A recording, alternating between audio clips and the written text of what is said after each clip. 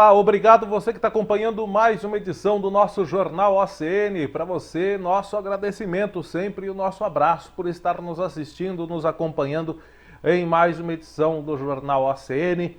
Desta sexta-feira, mais um início de final de semana, hoje dia 11 de abril de 2025. Nós estamos nos nossos perfis no Facebook e também no Facebook temos a página do Cubo Notícias para você curtir, seguir e nos acompanhar. Temos o nosso Instagram, a Rede X, antigo Twitter. Temos também o nosso canal do YouTube e o principal que é o nosso site, sempre destacando e trazendo para você as principais informações do Brasil, do mundo e principalmente as notícias de Porangaba, da região e de todo o interior paulista. Vamos rapidinho, vamos agilizar aqui, porque hoje tem muita coisa no Jornal OCN. E a gente já destaca a previsão do tempo para os próximos dias aqui em Porangaba e nas cidades vizinhas.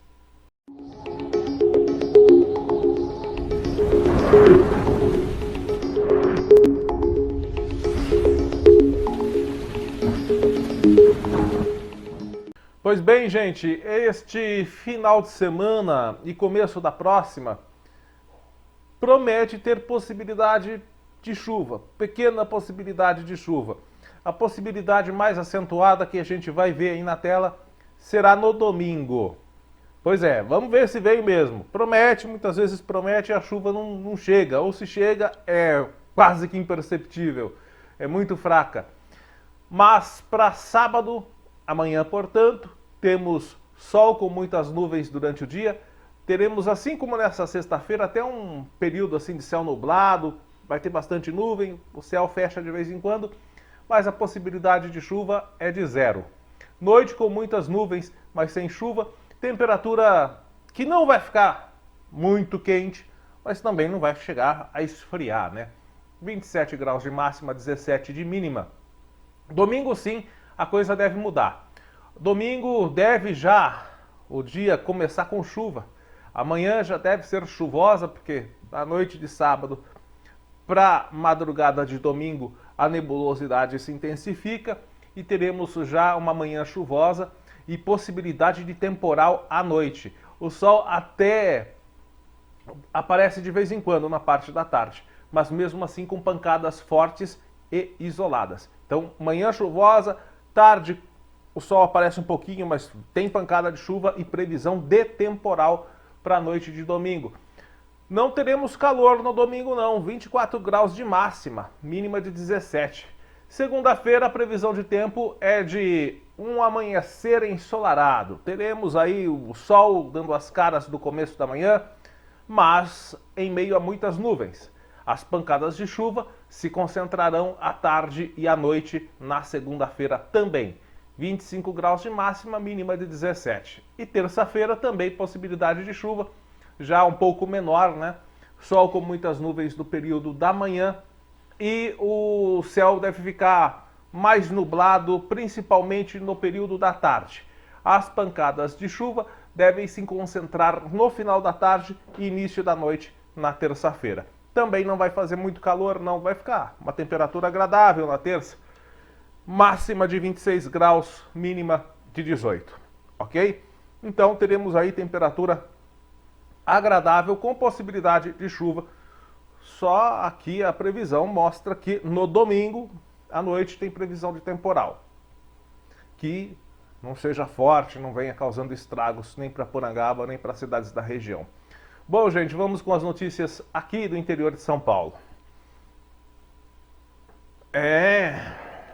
Ontem a nossa região ganhou um destaque nacional, porque a Polícia Federal cumpriu o mandado de busca e apreensão na cidade de Sorocaba, especificamente na Prefeitura de Sorocaba e na casa do prefeito de Sorocaba, o prefeito TikToker Rodrigo Manga. Tá brincando comigo, pegadinho? Não tô brincando, falando sério. Por que prefeito TikToker? Porque ele adora fazer vídeo fazendo gracinha na internet, enfim. Ele como prefeito, ele é um grande influencer, inclusive, né? E a Polícia Federal apreendeu Tem imagens aí? Vamos mostrar aí, ó. R$ 863 mil em endereço de pastor e cunhada do prefeito de Sorocaba, Rodrigo Manga. O valor estava em caixas de papelão em endereço de São Paulo. 20 milhões foram bloqueados pela justiça. 20 milhões de reais, gente. Olha só o poder aquisitivo dessa galera. Foram apreendidos carro de luxo, armas, inclusive fuzil, na casa do empresário acusado de fazer parte desse esquema. A polícia cumpriu mandado de busca e apreensão na prefeitura e na casa do prefeito de Sorocaba, que ganhou fama nas redes sociais com vídeos chamativos. Muitos deles, aliás, a maioria, utilizando desinformação. A Polícia Federal apreendeu esses R$ 863 mil em caixas de papelão que estavam em endereços de líderes religiosos, pastores, ligados ao prefeito de Sorocaba, Rodrigo Manga. Ele é do Republicanos. É o mesmo partido, aliás, o governador Tarcísio, né? O Republicanos. A ação ocorreu ontem, durante os cumprimentos de mandado de busca e apreensão da Operação Copia e Cola, deflagrada em 12 cidades de São Paulo e da Bahia.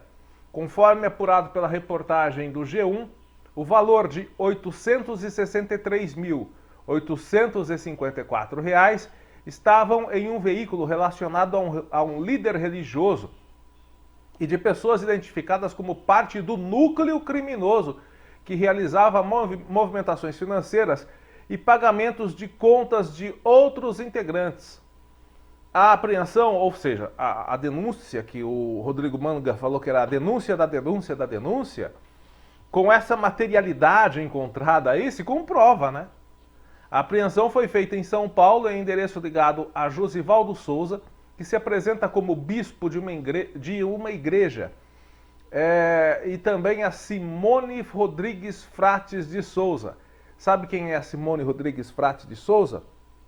Ela é cunhada do Rodrigo Manga. Ela é irmã da primeira-dama de Sorocaba, a Cirlange Frate Manganhato. Ô nome sem vergonha, né?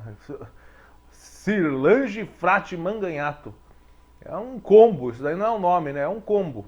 Ela é a primeira-dama de Sorocaba e a irmãzinha dela estava com um monte de dinheiro enfiada numa caixa de papelão, né? Esses valores aparecem, por exemplo, num cofre, né? Dinheiro vivo localizado nos endereços dos alvos de Sorocaba, ainda não houve contagem. Vamos colocar essa imagem aí do Rodrigo Manga. Esse dinheiro aí, ó, que está nesse cofre, ainda não foi contabilizado. Então tem mais dinheiro além desses 863.800. Tem mais. Algumas pessoas foram intimadas para serem ouvidas, mas elas não chegaram a ser conduzidas coercitivamente, né? Também não chegaram a ser, não teve nenhuma pessoa que foi presa. Tem também testemunhas ou pessoas de interesse dos trabalhos da Polícia Federal. E a operação está mirando contratos na área da saúde. O pior de tudo é que esses vagabundos, eles vão roubar dinheiro da saúde do povo. São vagabundos. Vai tirar dinheiro do povo que mais precisa. Mas por quê? Porque na saúde é onde se concentra o maior montante. É mais fácil para esses pilantras roubarem. A operação tinha como objetivo desarticular uma organização suspeita de desvio de recursos públicos na área da saúde por meio de uma organização social. Entre os alvos dessa operação está o prefeito de Sorocaba, Rodrigo Manga, e a empresa, a organização social, no caso, OSACN, que fez gestão da unidade de pronto atendimento, a UPA do Éden, e atualmente faz gestão da unidade pré-hospitalar, o UPH Oeste. O presidente da ACN também foi alvo da operação. Policiais cumpriram mandados em Socorro, também no interior de São Paulo. O Instituto informou que aguarda acesso dos autos para que possa tomar conhecimento da integral operação e disse que todos os questionamentos feitos na investigação serão esclarecidos assim que se obter acesso aos autos. Já a Manga diz que a ação da Polícia Federal faz parte de perseguição política. Foram expedidos 28 mandados de busca e apreensão em 13 cidades do estado de São Paulo e da Bahia. E volta a imagem do dinheiro na caixa de papelão aí. Rodrigo Manga disse que a Polícia Federal só encontrou bolo de cenoura, Nutella e o Pokémon do filho dele. Olha só que bolo de cenoura bonito, hein? Olha que Nutelão. E essa espécie de Pokémon aí eu não conhecia, não. Essa espécie aí de Pokémon na caixa eu não conhecia, não. Qual será essa espécie de Pokémon aí? Ladrão é ladrão. É, e mané é mané. Dinheiros de larápios. Deve ser, né? Esse Pokémon aí, Dinheiros de larápios. É uma nova espécie. Vamos ver agora o que vai acontecer, né? Se alguém vai pra cadeia ou não. E o que eu acho interessante, né, que todos esses políticos, aí vocês viram a reportagem onde foi a busca e apreensão na casa do prefeito lá de Sorocaba? Vocês viram a casa do cidadão, velho? Vocês viram? Como pode alguém que ganha 30 e poucos mil por mês ter uma mansão, uma casa daquele naipe ali que deve estar avaliado nos 5 milhões de reais? Eu me pergunto isso. Vocês viram a casa do cidadão. E é um condomínio de luxo em Sorocaba. O cara deve ganhar uns 30 e poucos mil por mês. Eu não sei qual é o salário lá o que seja 40 mil o salário lá de prefeito em Sorocaba. Depois eu tinha até que ter pesquisado antes de falar. Mas gira aí entre 30 e poucos, 40 e poucos mil. O cara mora numa mansão aí em torno de 5 milhões de reais. Não é feitiçaria, é tecnologia.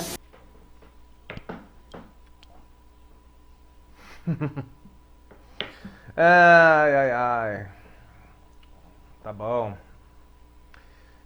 E ele fala que vai transformar ele quer ser presidente da República. E falou que se for presidente vai transformar a vida do povo. Opa! Nós estamos fodidos. Vai mesmo, tirando dinheiro da saúde assim, vai transformar a vida do povo. Quem tá vivo vai morrer esperando atendimento médico, porque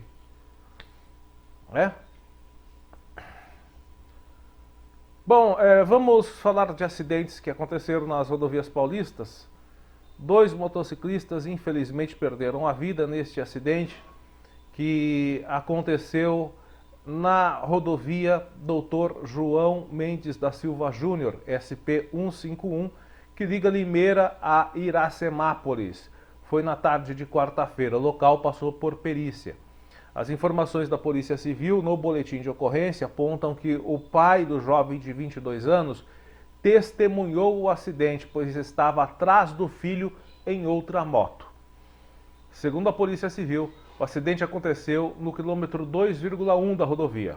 Uma das vítimas, de 53 anos, morreu no local. O outro motociclista, que é filho desse homem que testemunhou também, tem 22 anos, ele chegou a ser socorrido pelo SAMU, foi levado para a Santa Casa de Limeira, mas não resistiu e veio a óbito. Ainda segundo o registro da Polícia Civil, o homem de 53 anos, que morreu na hora, ele tinha acabado de sair do trabalho. Ele saiu do trabalho, estava indo para casa e cruzou a rodovia pela contramão para acessar a pista oeste, sentido Iracemápolis. Nesse momento que ele estava cruzando na contramão, o outro motociclista que estava trafegando pela via leste, sentido Limeira, se chocou transversalmente com ele, na lateral ali. Então os dois, com o impacto, tiveram vários ferimentos. O de 53 anos morreu na hora, o rapaz de 22 chegou a ser socorrido, foi até o próprio pai do rapaz que acionou o SAMU, ele estava atrás e viu o acidente. Mas o caso agora vai ser registrado na delegacia de Limeira como homicídio culposo na direção de veículo automotor. Sendo que o autor do homicídio culposo veio a óbito, né? Então, vai culpabilizar quem? Essa notícia é revoltante. Dá vontade de pegar um cidadão desse e arrebentar no cacete. arrebentar no cacete. Dar uma boa de uma surra nele e depois fazer com ele o mesmo que ele fez com esse animal. É uma égua que foi abandonada. Pode-se dizer, estava abandonada. O caso foi registrado no 1º Distrito Policial, que registrou esse caso de maus tratos ontem de manhã, quinta-feira, em Botucatu. Os policiais civis da Delegacia Eletrônica de Proteção Animal, o DEPA, relataram que por volta das 7h40 foram comunicados pela médica veterinária do Departamento de Proteção Animal de que na rua Antônio Rigato, em Rubião Júnior, havia uma égua agonizando num terreno baldio urbano. Diante dessa informação, os policiais se deslocaram para o local. Chegando lá, procuraram pelo terreno baldio e encontraram a mencionada égua. Ela estava enroscada na cerca, toda ensanguentada, faminta e sedenta, em nítido estado de maus tratos.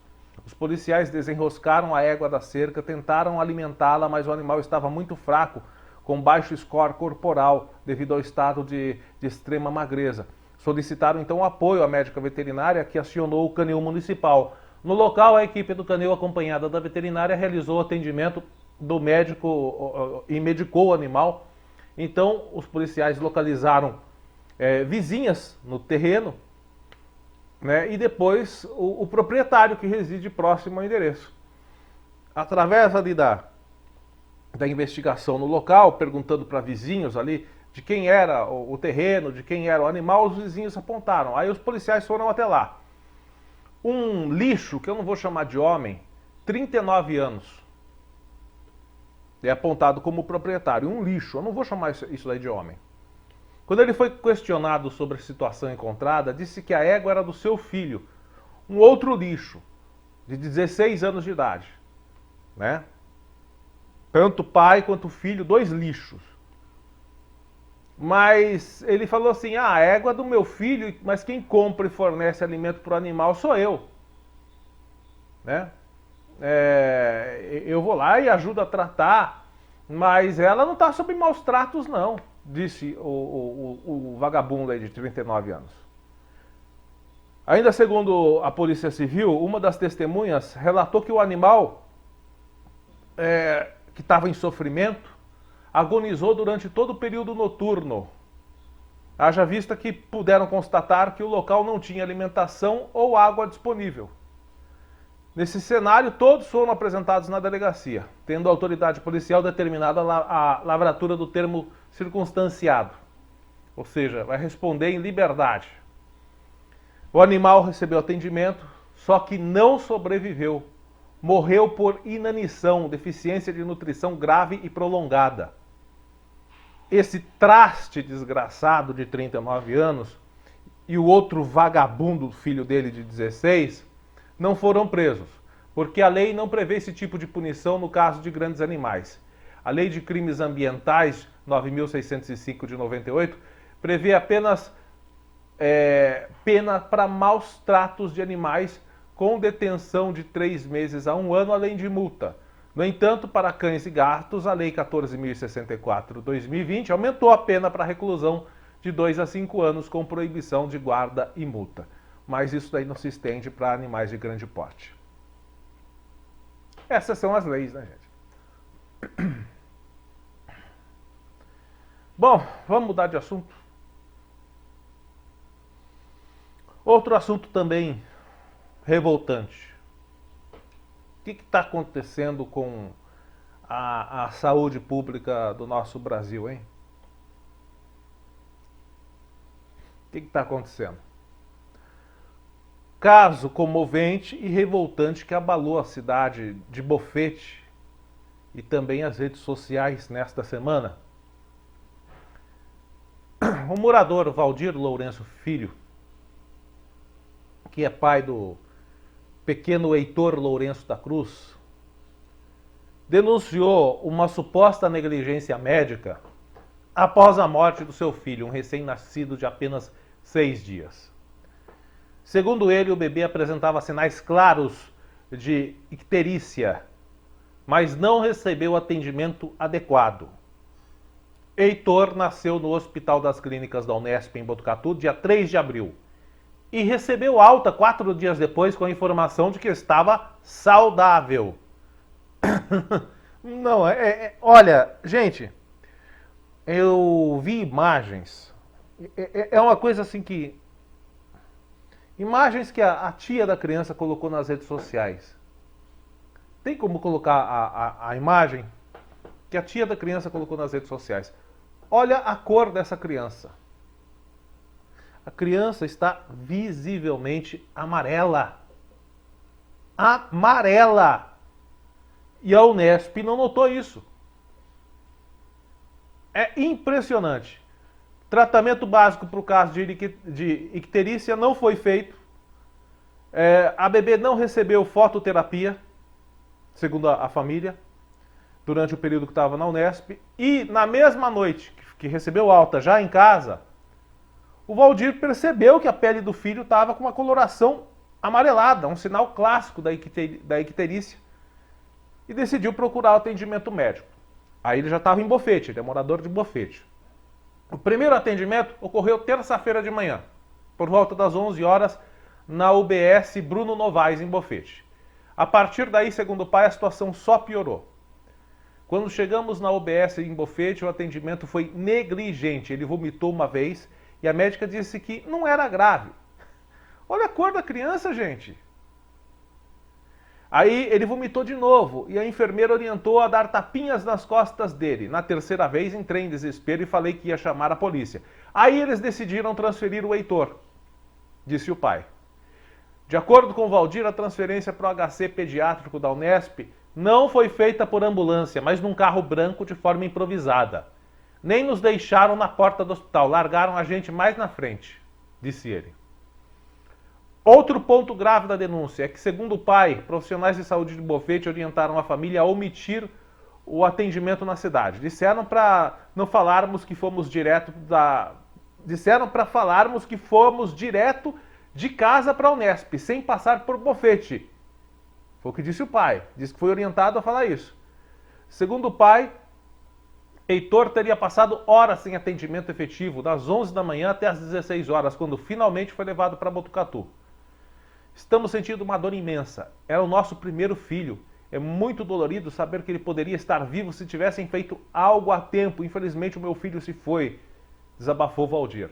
O pai afirma ainda que durante os primeiros dias de vida, o Heitor, lá na Unesp, não foi examinado, que ele não fez o exame do pezinho, procedimento essencial nos primeiros dias de vida.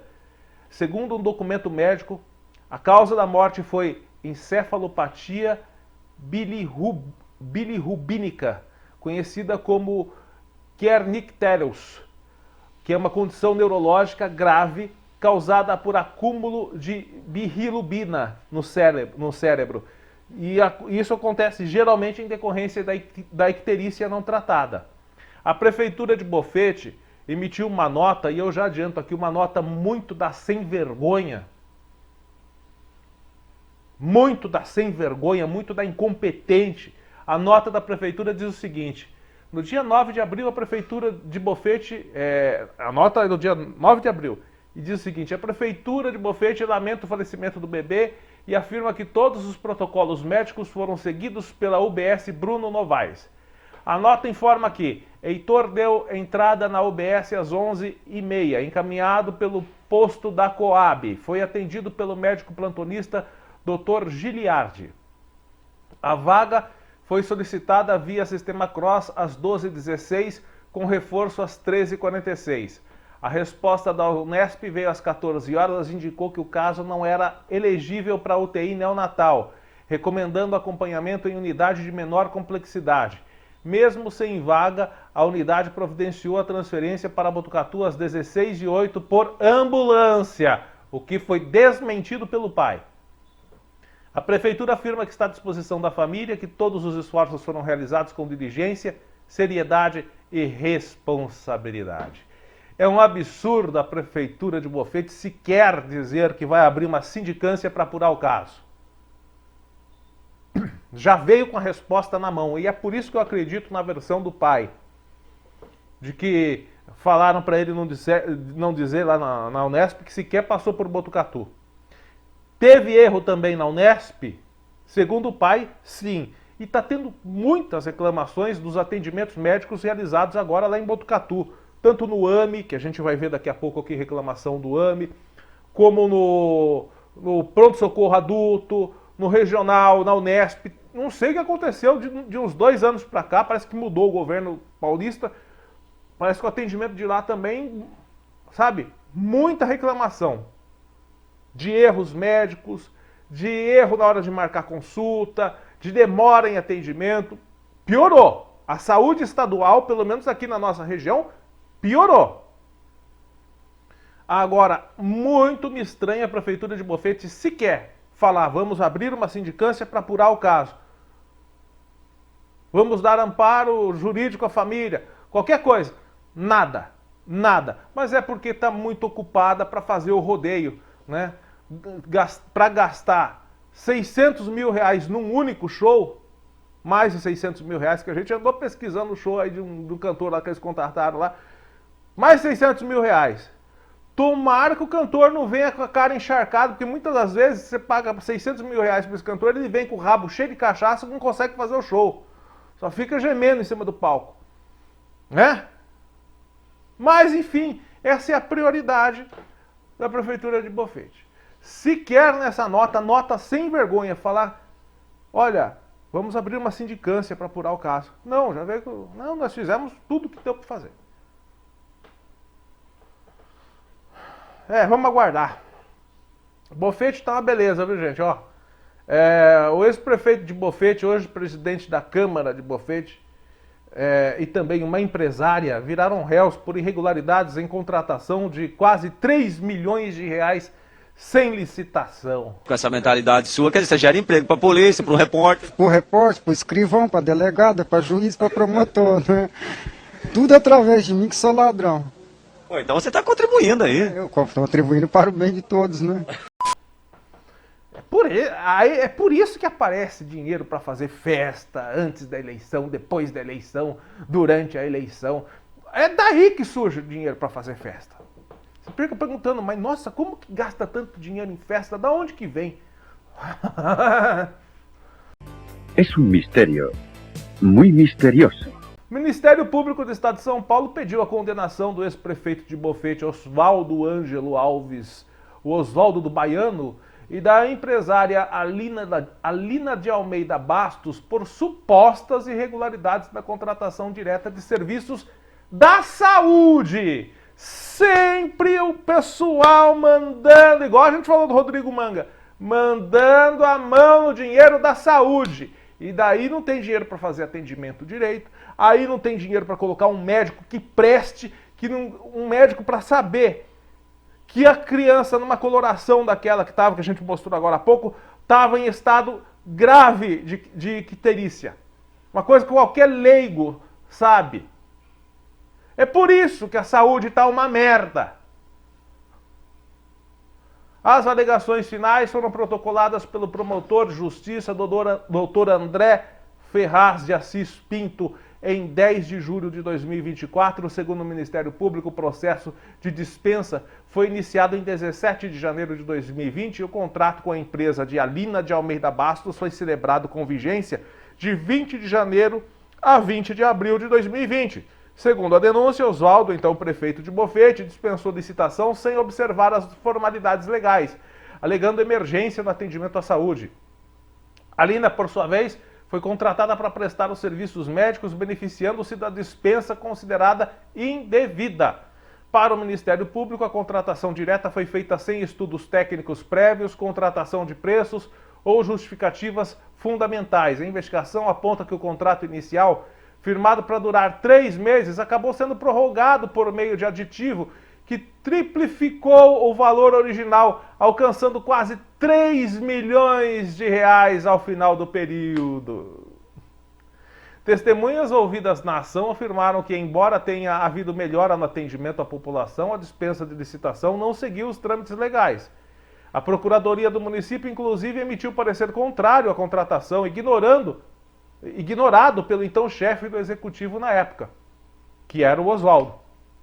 O MP também sustenta que a alegação de emergência por conta da pandemia não justifica a omissão dos procedimentos legais, já que havia concurso público em andamento e as alternativas viáveis para a contratação de profissionais. A promotoria solicita que os réus sejam condenados por contratação direta ilegal com aplicação de pena privativa de liberdade em regime semiaberto, o que eu acho muito pouco, tinha que ser cadeia para eles, multa e impossibilidade de conversão de pena em medidas alternativas. O processo corre na Vara Única da Comarca de Porangaba, a decisão final cabe ao Judiciário. Vamos aguardar, né? Mas o Ministério Público pedindo condenação do ex-prefeito e agora atual presidente da Câmara de Bofete.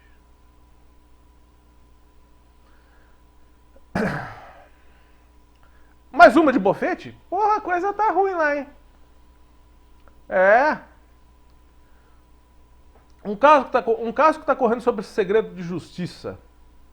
Um vereador, aliás, é o segundo ou terceiro vereador mais votado lá da cidade de Bofete, filiado ao Republicanos, ele foi sentenciado em fevereiro agora, em primeira instância, sentença, hein? Já foi sentenciado, foi julgado e sentenciado em primeira instância a 29 anos de prisão pelo crime de estupro de vulnerável. A sentença, para as pessoas que estão falando, é coisa da justiça daqui, para prejudicar o vereador, é politicagem. Não, essa é da cidade de Barueri. É a justiça criminal da cidade de Barueri, quando ele morava lá. Tá? A justiça criminal de Barueri está pouco se lixando para a política de Bofete. É que o cara faz cagada na vida, possíveis cagadas na vida, né? A gente não pode condenar. E depois, quando a justiça cai de pau em cima dele, o pior é que a própria população começa a defender o cara. Não, ele não fez isso, é politicagem. Ai, meu Deus do céu, viu? É uma sabugice. Tem cidadã que é sabujo de político. Me irrita sabujo de político. O cara muitas vezes está numa merda lascada e está sendo puxa-saco de político. Eu odeio isso, gente. Me desculpe falar, mas é revoltante. Então não tem nada a ver com politicagem, não é uma coisa que foi tomada pela justiça de Bofete, e menos que fosse. Mas vamos deixar bem claro, é uma sentença proferida em primeira instância pela Justiça Criminal de Barueri, na Grande São Paulo. O sentenciado é parlamentar, atualmente em exercício no município e também é funcionário da Prefeitura de Bofete. A sentença abrange 3 ocorrências diferentes de estupro de vulnerável, supostamente cometidas entre 2013 e 2019. 2 episódios, segundo a Justiça e as provas coletadas, foram considerados em continuidade delitiva, ou seja, quando há repetição do crime em contexto semelhante. E um outro, terceiro caso, foi analisado separadamente, também resultando em condenação. Apesar da gravidade dos crimes e da pena aplicada, trata-se de uma decisão de primeira instância. Então ele pode recorrer ainda em liberdade. Segundo a decisão, não há fundamento jurídico atual para a decretação da prisão preventiva. Assim, o cumprimento da pena só ocorrerá após o trânsito em julgado em todas as instâncias. Então, a gente tem que ressaltar que, enquanto houver recursos possíveis na justiça, ele não pode ser considerado culpado devido ao que a lei diz de maneira expressa, que enquanto não há o trânsito em julgado da ação, o elemento merece a presunção da inocência, ou seja, a possibilidade de que ele seja inocente até que se prove o contrário. E para se provar o contrário, precisa de todas as instâncias. Mas esta é uma informação de uma decisão tomada pela Justiça em primeira instância. Vamos mudar de assunto? Vamos lá, cidade de Torre de Pedra ontem viveu um dia muito triste porque um movimento policial pegou os moradores de Torre de Pedra de surpresa e registrou uma ocorrência no centro da cidade.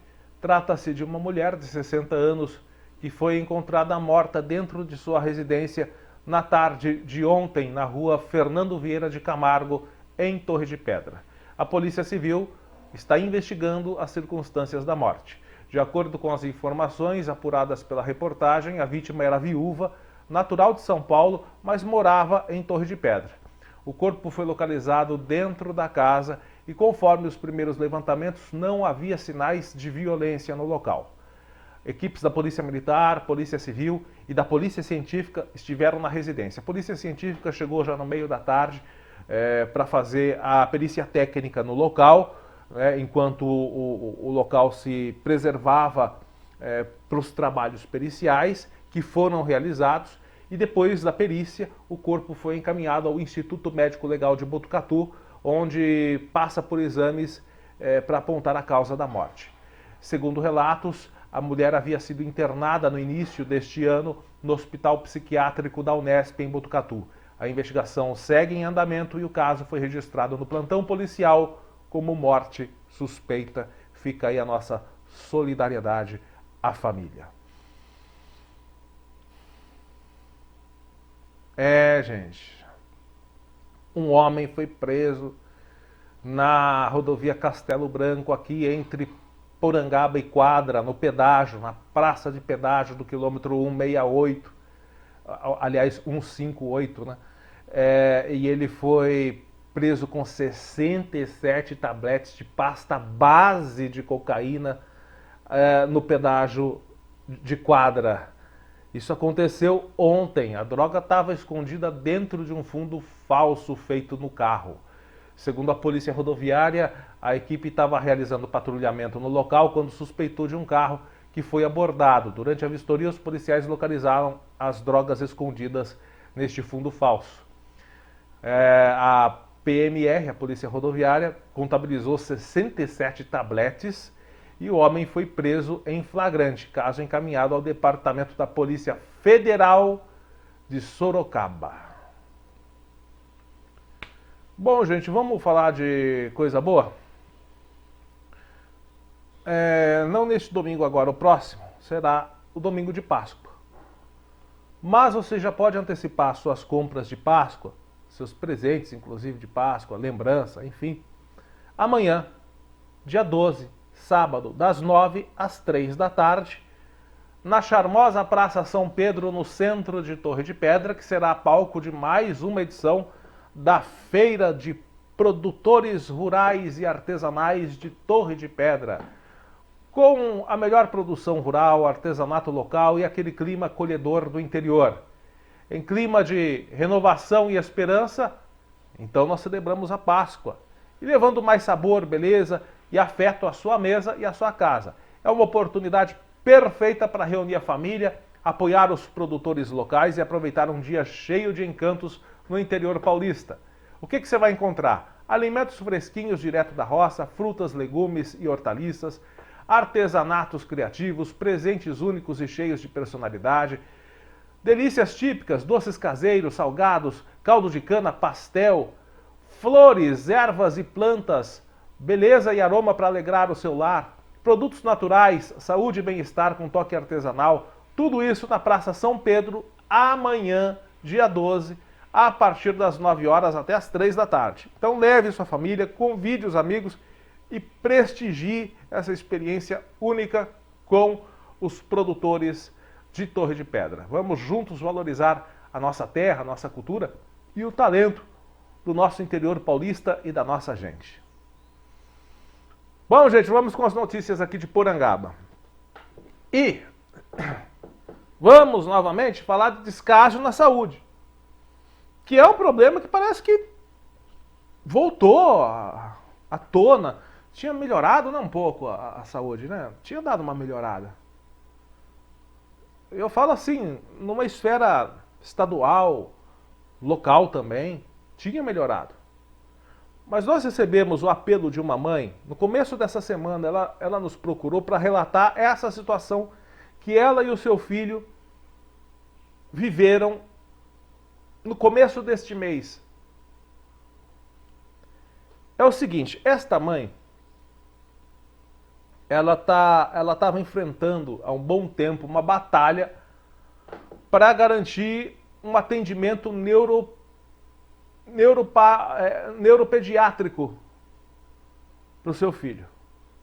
Ou seja, para passar num neurologista especialista em crianças.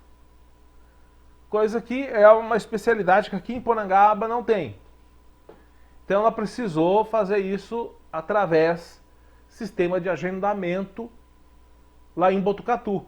O filho dela convive com o transtorno do déficit de atenção com hiperatividade, o TDAH. Segundo a mãe, tudo começou quando ela, munida do encaminhamento e outros papéis, se dirigiu até a Secretaria de Saúde de Porangaba para agendar uma consulta especializada. Inicialmente, o atendimento no setor de neuroinfantil do AME de Botucatu ficou marcado para o dia 4 de abril.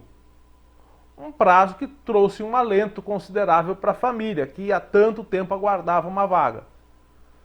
Só que a esperança da mãe e da família rapidamente acabou, quando, sem qualquer aviso prévio, a data da consulta foi antecipada para o dia 2 de abril. A mãe compareceu no dia 4, lá no AME de Botucatu. No dia, no horário, que estavam previamente marcados. Quando ela chegou lá, ela foi avisada: olha, sua consulta já foi. Foi dia 2. Foi dia 2. Aí a mãe falou: não, mas eu não... Como assim? Eu não fui informada. Como assim dia 2? Vocês anteciparam sem me avisar? A equipe do AME de Botucatu falou: não, nós enviamos um e-mail para a Secretaria de Saúde lá de Porangaba, informando a antecipação. Aí a atendente lá do AME pegou e falou assim: ó, tá aqui o endereço que a gente enviou o e-mail, enviamos tal dia, tal hora para tal remetente. A mãe ficou assim: olha, mas como pode, né? Não me avisaram. E a gente está há 1 ano e meio esperando essa consulta, mudou, não me avisaram, agora quando que eu vou ter consulta de novo? Bom, ela ficou insatisfeita, revoltada e foi até a Secretaria de Saúde de Porangaba para questionar a equipe a respeito da não comunicação. Ela foi informada que o erro estava na cadeia de comunicação interna. Ao insistir em saber quem era o responsável, os funcionários disseram: o responsável é o secretário de Saúde, João Luiz Wagner. E ela buscou contato direto com ele para esclarecer o ocorrido. A tentativa de resolver esse impasse trouxe só a confirmação de que, segundo o sistema interno, o aviso teria sido enviado pelo AME, mas que a informação não foi repassada pela Secretaria Municipal para a mãe. O episódio tem uma consequência muito negativa, porque agora quando é que ela vai conseguir outro agendamento? Supostamente só para junho ou julho, o que representa um atraso crítico num contexto onde o tratamento do menino já era urgente.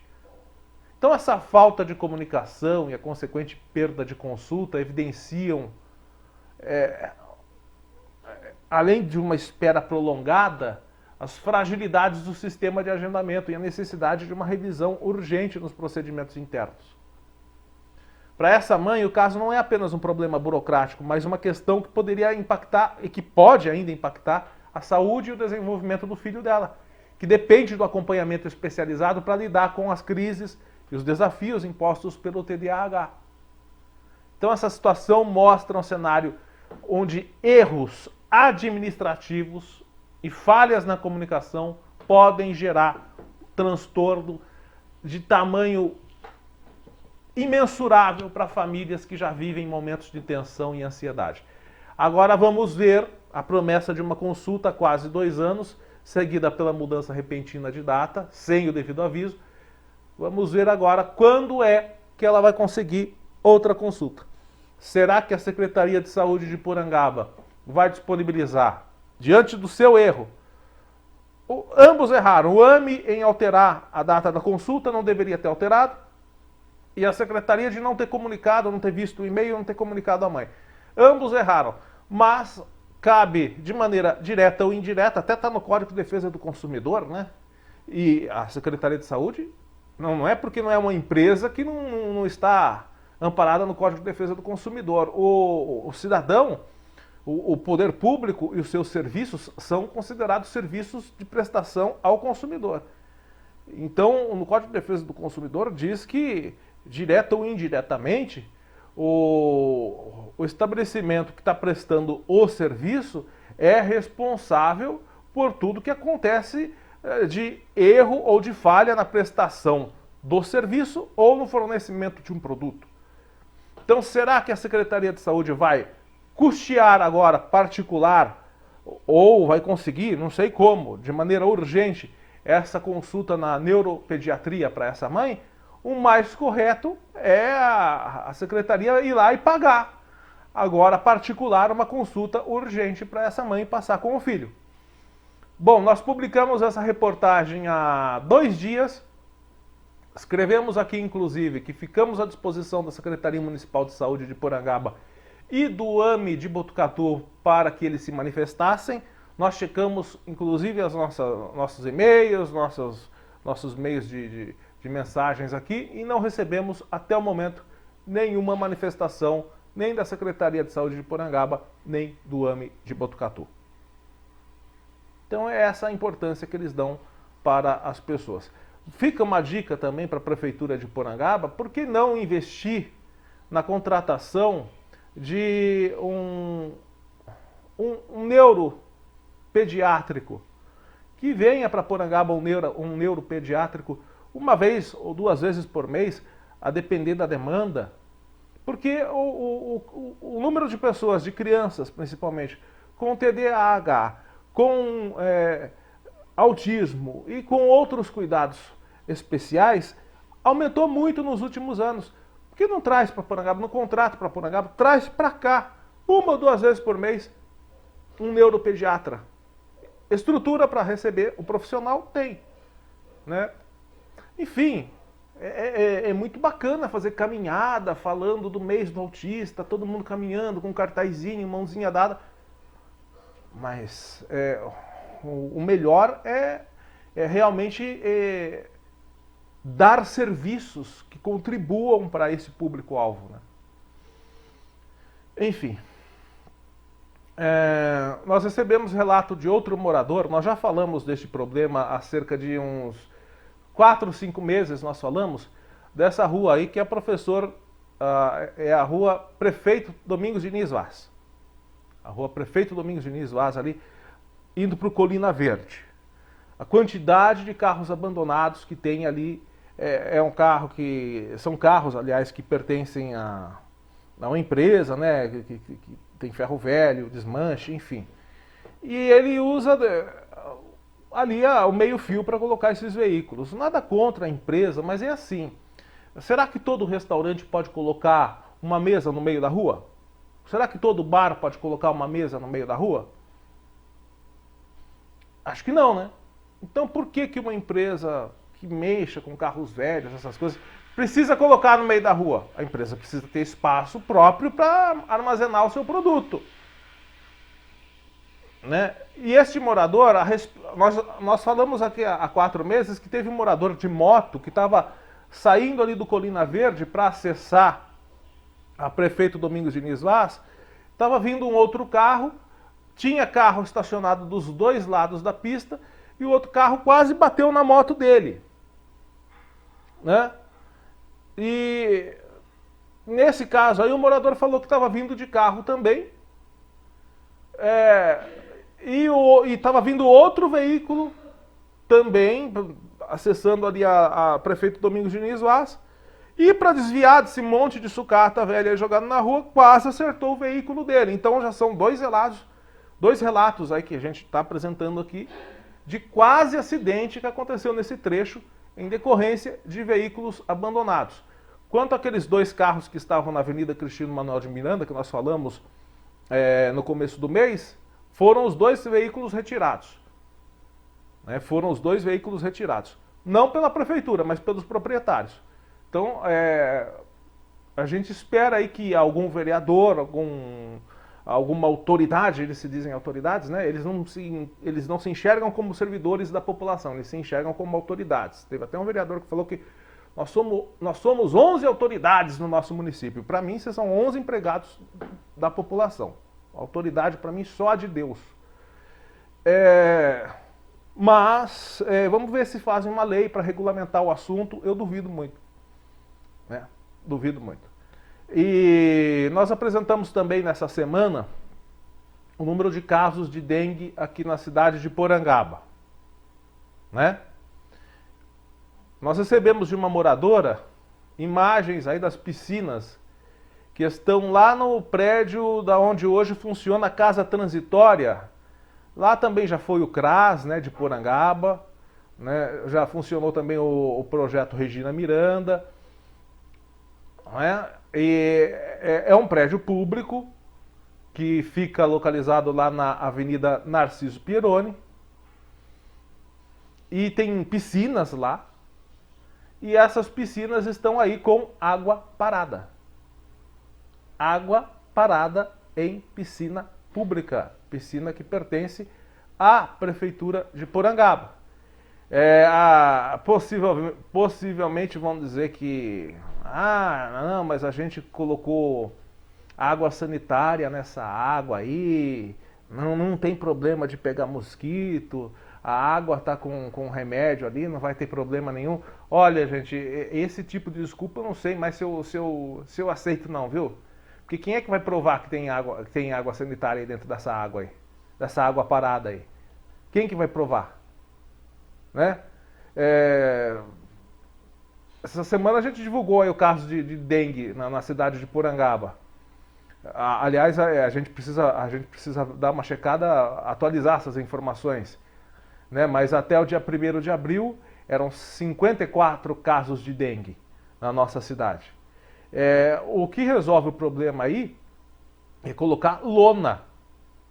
É colocar lona nessas piscinas. Não são piscinas tão grandes, então coloca lona, compra lona e cobre a piscina. É isso que tem que fazer. E não sei não, acho que se essas piscinas estão assim, acho que a situação da piscina municipal, né, lá do lado do CLT deve estar pior ainda, deve ter mais água parada. Mas também vão falar que colocaram água sanitária, alguma coisa. Mas é água parada, de todo jeito. E vale ressaltar, né, o pessoal muitas vezes cobra. Eu vejo muitas pessoas reclamando. No caso da piscina municipal, a promessa era entregar no verão de 2023. A piscina reformada, funcionando. Já foi o verão de 2025.